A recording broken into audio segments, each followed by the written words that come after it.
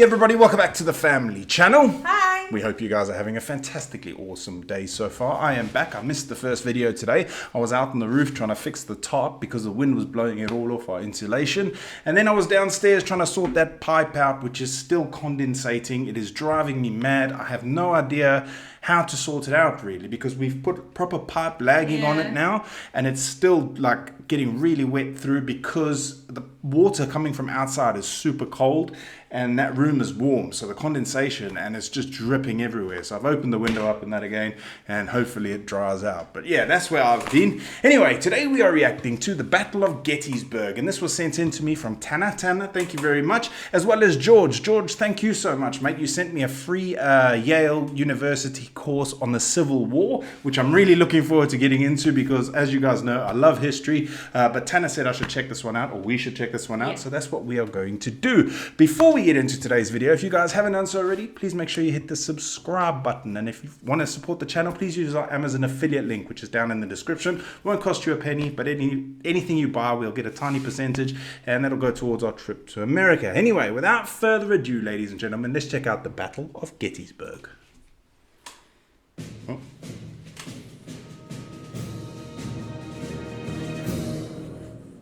In June of 1863, Confederate General Robert E. Lee took his Army of Northern Virginia into the North for the second time. The Union commander, George Gordon Meade, was in pursuit. They would ultimately bump into each other here at Gettysburg. They were all really slim, weren't they? Yes. Like really slim. You could tell that the war was starting to get to them, really. Yeah. Behind me is the town of Gettysburg, around which the Battle of Gettysburg will be fought. The Battle of Gettysburg started by accident. Literally, troops bumped into each other. General Lee heard that Meade was pursuing him, and Lee concentrated his army. The Union vanguard is already here as well, and they're going to bang into each other north and west of town on McPherson's Ridge. It's an intense fight. Ultimately, the fight will grow until north of town. You're going to have the Union 11th Corps fighting against a corps under a guy named Richard Ewell. In the end, you're going to have 30,000 Confederates outflank and whip 18,000 Union troops who retreat back through town to Cemetery Hill and to Culp's Hill, where we stand now. And for the next 24 hours, all that happens is that both sides bring the remainder of their troops here until the Yankees have maybe 90,000. Tell you what, those wars were brutal, eh? Like the newer wars are hectic in the sense of we've got so much more like power, like machinery and stuff. But those days as well, like face to face. Yeah, wasn't it the? I'm not sure in the Civil War. Is it the one where they would line up, or was that against the English? But you would just line up and be like fire, and then the next guy, like it's It's crazy, isn't it? Balls you've got to have to stand there while they, flip an egg. Troops. And the Southerners have maybe 70,000 troops. And the Yankees form in the shape of a fishhook. And we are right here on this fishhook at the end of Culp's Hill here. The Union line will continue along Cemetery Hill behind me, Cemetery Ridge, and eventually end over on Little Round Top.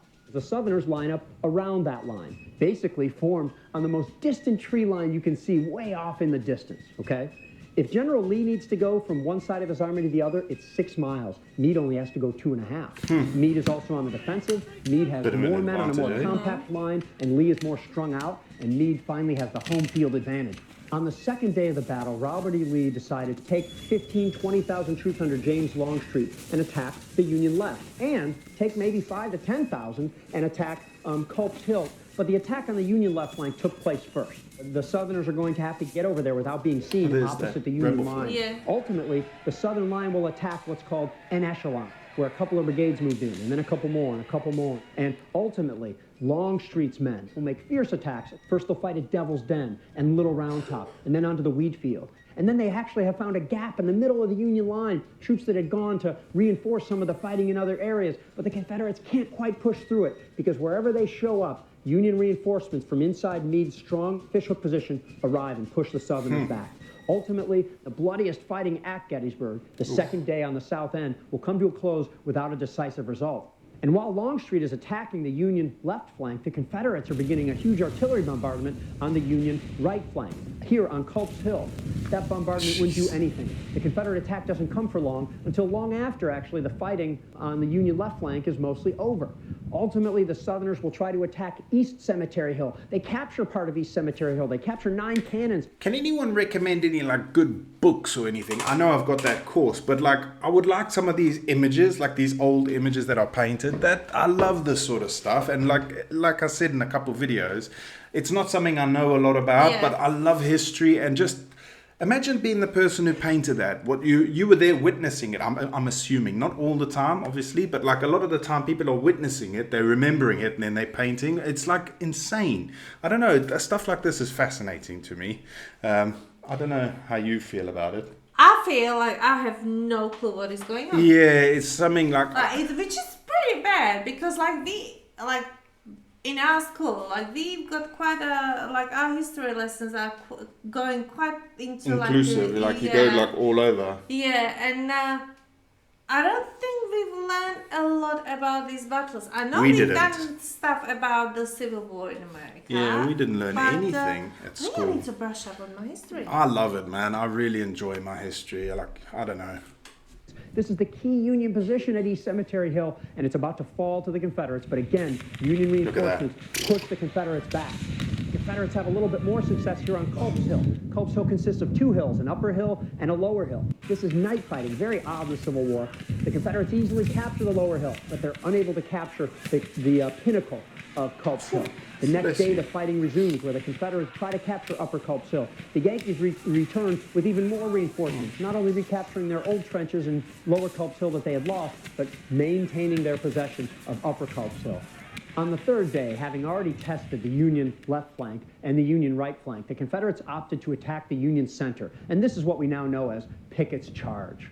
Picketts' charge is going to take place in the fields behind me, and on the afternoon of July 3rd, you're eventually going to have a great moan go up from the Union line. This is after a huge artillery bombardment. But the moan comes not from that, but rather from the beauty and pageantry of a great Confederate assault. 12,000 troops advancing across that field. You can see over my shoulder. The Yankees decimated with long-range artillery, and as they reached the road, Union reinforcements poured to the area. The Union flank bulged out, so the Confederates are going to get flanked, but nonetheless, they push on impetuously, gain some of the key stone wall in the area. The Yankees are able to, however, push them back. 6,000 of the 12,000 soldiers who made the attack were killed, wounded, or captured. Lee lost 23 battle flags in that attack, more than he'd lost up to that point in the war combined. Robert E. Lee. How accurate were the rifles back then? That's a good point. I think someone commented on one of the videos I did quite a while ago that they weren't very accurate. I don't know whether that was the rifles or the pistols, but I don't know, man.